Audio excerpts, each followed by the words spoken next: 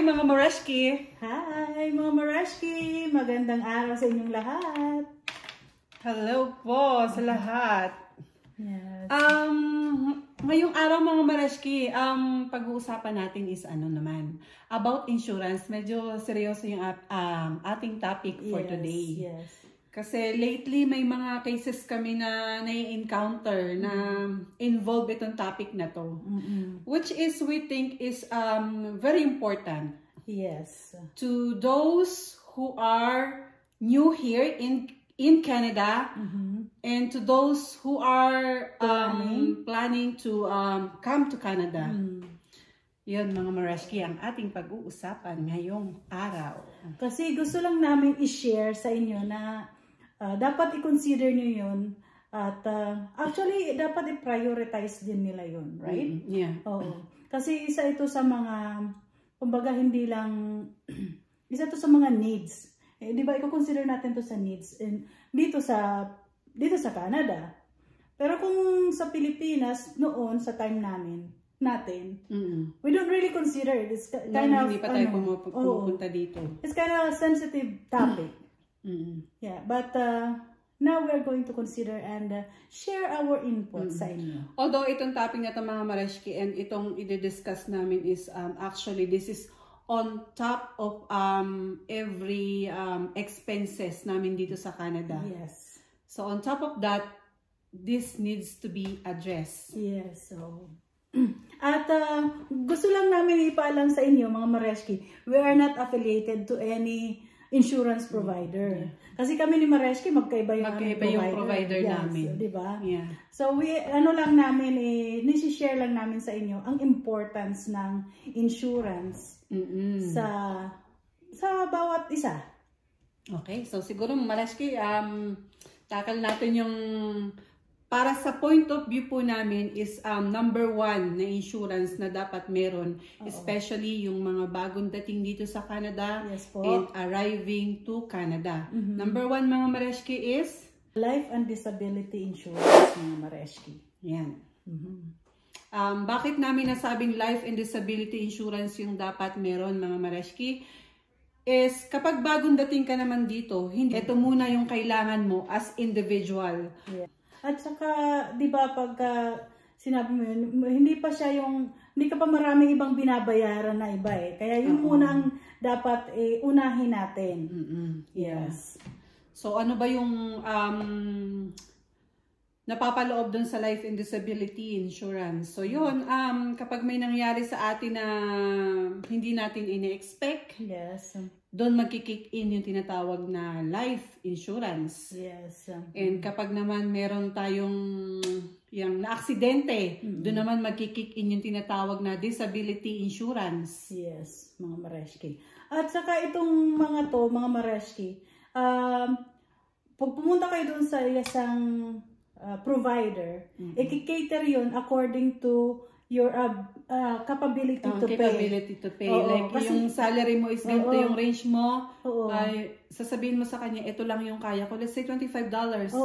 At least meron. Meron. Diba? Hindi naman kailangan $100 kasi pag bago ka dito sa Canada, $100 on top of your is malaking bagay. Yes. So syempre, doon tayo mag-start sa pinakamababa. You can tell naman doon sa advisor na I only have $25 to start, but I really want to have this, di ba? Yes. Kasi ang isang kagandahan dito mga Mareshki is hindi nyo maiiwanan ng burden yung family members nyo. Kung sakaling may mangyari sa inyo. Yes. Kasi una-una, lalo na pagka bago pa lang dito sa Canada or bago ka pa lang, syempre yung mga naiwan mo sa Philippines or yung family mong nandito rin, at least, di ba? Yeah. Actually, mga Mareshki, share ko lang sa personal experience ko, ako parang ayaw kong kuhanin to. Ayaw kong kuhanin ng bago pa lang ako dito. Yes, yung bago ako dito. Kasi, nga naman, parang napakasensitibong issue. Kasi, di ba, mga Mareshki na, pag-isip ko, bakit? Ano na ba? Parang ayaw kong i-touch yung issue na yan. Yes. Pero nung bago ako may mga incident na nangyari tapos talagang kailangan. So nung dumating ka dito, anong year ka kumuha ng insurance? Mga siguro right after. Right, okay. Kasi may mga incident na kasing nakita kami. Tapos yun, maganda naman kasi yun. Hindi naman mas maigi ng pinaghahandaan, di ba? Marashki, parang education lang yun. Yung nagtatabi ka ng para sa education. Some people they say, ang tawag dito, hindi naman ako mamamatay for the next di ba parang ganon. So what if doon papasok ito? Yes. What if nga nangyari? So parang meron kasing mga tao na dati is, okay lang, patay na ako, I don't care. Yeah. Diba? Parang, pero pag ikaw po yung naka-experience nung ikaw yung naiwanan, may intindihan siguro itong dinidiscuss namin kung bakit siya importante. At saka mas may didiscuss pa ito sa mga, meron talagang mga professionals na agents na talagang, ito yung sa amin is sinishare lang namin. Diba, Marashki? Yeah. And, about life and disability, meron pa ba tayong... parang yun lang. Yeah, may lang naman, mga Marashki, parang hindi namin ito tackle na very detailed yung Ito lang is kung ano lang yung type ng insurance na sa tingin namin is importante. Makakatulong, yes. Okay. So siguro, number 2, mga Marashki, critical illness. Yan. Type of insurance po yan, mga Marashki. And sa pagkakaalam ko po, this type of insurance is a living benefit. Yeah. Hindi siya kagaya ng life insurance na pag namatay ka, saka pa lang siya magkikick in. Yeah. Ang critical illness na insurance po is magkikick in kung nagkasakit ka, na-diagnose ka. So yon, ito yung insurance na to is ikaw yung magbe-benefit. Yes. So yeah, like yun, ikaw meron ka din, di ba? Kaming mag-asawa, meron din kaming critical illness, mga Marashki. Hindi siya kalakihan, but kung mangyari man, it will help out. It will, makakatulong sa And sometimes sa mga kung magandang benefit sa trabaho, meron din yan. Meron din naman. Pero iba pa rin yung personal mong binabayaran. Yeah, ganun mga Marashki, kapag naman employed ka, meron ka din namang mga may mga insurances ka rin doon.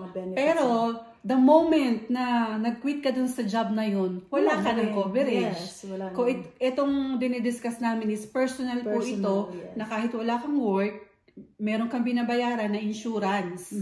Yun. Yes. Meron kang tawag dyan, may benefits kang makukuha kahit wala ka dun sa any employer.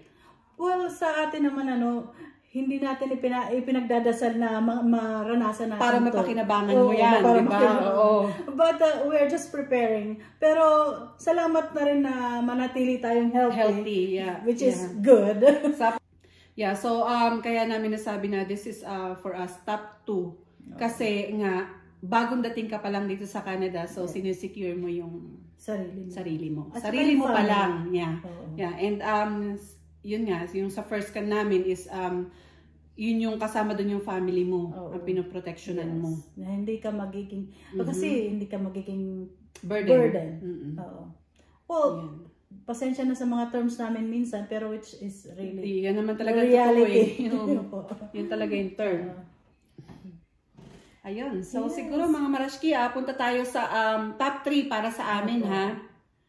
Itong pangatlo naman po, mga Marashki, ito is medyo matagal-tagal ka na dito, na kailangan ito. Pero kahit nasa isang rental house ka, kunwari sa apartment, they are requiring you to have yung parang insurance. Kasi nung nasa apartment kami noon, meron din kaming insurance na kinuha. Yeah, I don't know po sa ibang province pero dito sa amin, yan. Kahit naka-apartment ka po, is required ang insurance. Dito sa Border City kami, so Lloydminster, required po ang insurance kahit nagre-renta ka pa lang. Nagre-renta po. Kasi ito naman is protection din yun para sa sarili mo. Yeah, it's called mga Marashki, home and property. Home or property insurance. Yes. Yeah. So actually, ang home or property insurance is not mandatory, alam ko eh. Pero, the bank requires you this one. Oo. Kasi syempre, pagka you're not... Protection niya ng loan mo eh. Oo. Tapos ito naman, i-cover naman itong mga mareski. Kasi minsan nangyayari dito yung sa hail, nasisira yung bubong natin. So, it covers yan. Yeah. Tapos yung iba is fire, right? Fire. Tapos minsan mga mareski dito pag nag-storm. Minsan yung mga sidings namin kasi is made of plastic eh. So yung, anong tawag ba? Yung dingding ng bahay namin mostly is a plastic, made of plastic yan. So, minsan sa sobrang lakas ng hangin, talagang nasisira siya. Tapos, yung mga malalakas na storm. So, pwede kang mag-claim doon. Yes. At saka yung mga mareski, yung flood. Kasi mayroon din ditong area na medyo mababa, nagpa-flooding. So, or di kaya kahit sa basement mo lang, nagkaroon yung drainage nyo, hindi medyo maganda. O, pag nag-flooding, at least makaklaim mo. Hindi yan sakit sa ulo, mga mareski, di ba? Mostly, lahat ng bahay po dito sa Canada, mayroong basement. And pag medyo lumaluma na yung bahay mo, actually, kahit bago, you never know eh. You never know talaga. Sa sewer talaga yung problema. So, yun, doon magkikick in yung tinatawag na home or property insurance, mga mareski. But this one po, meron itong tinatawag na deductible. So, yung deductible is minsan, depende yan kung magkano yung premium mo eh. Like ako, sa amin po, ang premium namin is mababa kasi mataas yung aming deductible. Parang ganun. So, dito po sa amin, parang nung nag-start kami is parang around $700 yung deductible. So, parang, para maklaim mo yung, let's say, na-flood yung basement mo, and it would cost you $25,000. Tapos yung deductible mo is $1,000. So you will pay $1,000 po. Tapos bago mo po maklaim yung na yun. Pero ang kagandahan nun mga mareski, kaysa naman sa kaysa the whole $25,000 yung gastusin mo, di ba? So you just you better just pay $1,000. Yes. Meron akong share mga mareski doon sa church. Meron isang nag-share. Sabi niya yung shop niya nag-flooding doon sa basement. O syempre, akala niya maliit lang. Abay, nag-aangkol ng tubig. So ngayon, sabi niya, nagpapasalamat daw siya sa Lord kasi may insurance siya at na-cover. Wala siyang kagastos-gastos new basement. Kaya yun ang kagandahan ng mareski. If you have insurance, it covers your your sakit ng ulo. They will fix it like the way it was. Yes. Yun, mga mareski. And ang pang-apat para sa amin, mga mareski, is car insurance. Una, bakit pang-apat namin nilagay ang car insurance is that may mga tao po kasi na bago dito sa Canada, hindi pa sila nakaka-drive. So they don't need it for a while.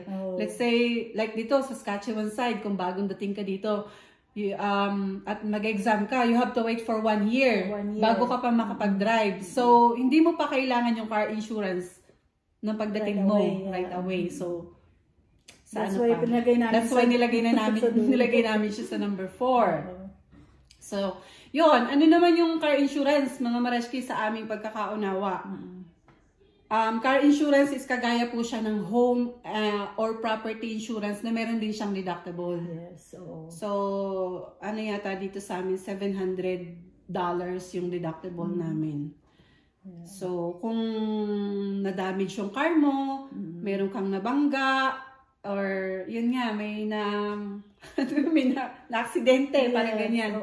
So, magbabayad ka ng deductible mo, and then they will fix your depende dun sa coverage na kinuha nyo. May mga coverage din po yun eh. Kumbaga, may mga plan na tinatawag. Yan is yung mga 4 na mahalagang insurance na dapat natin tandaan at i-consider pagka nandito na tayo. At may mga agent na makakatulong sa inyo kung nasaan man kayo, makakapag-explain ng mas maganda at detailed at saka kung anong mga coverage niyan. And it will help you according to your capabilities o according budget. to your Yes, budget. yes. Kaya, It does not need to be like Malaki. $200 Oo. agad. Hindi ganon, Oo. mga Mareshki. Pwede ka mag-start ng $25. $25. Yeah. Yes. Totoo Or yun. yung coverage mo is at $25. least Yeah. meron kang extra na budget na malaking makukuha mo just in case na may alam mo yun, mangyari. So, it will help out mga Mareshki. Dapat i-consider natin yan. Alam nyo, may kwento ako mga Mareshki ha. Actually, we're done dun sa apat lang talaga yung nilagay namin na importanteng insurances na meron ang bawat dumarating dito sa Canada. Story ng husband ko.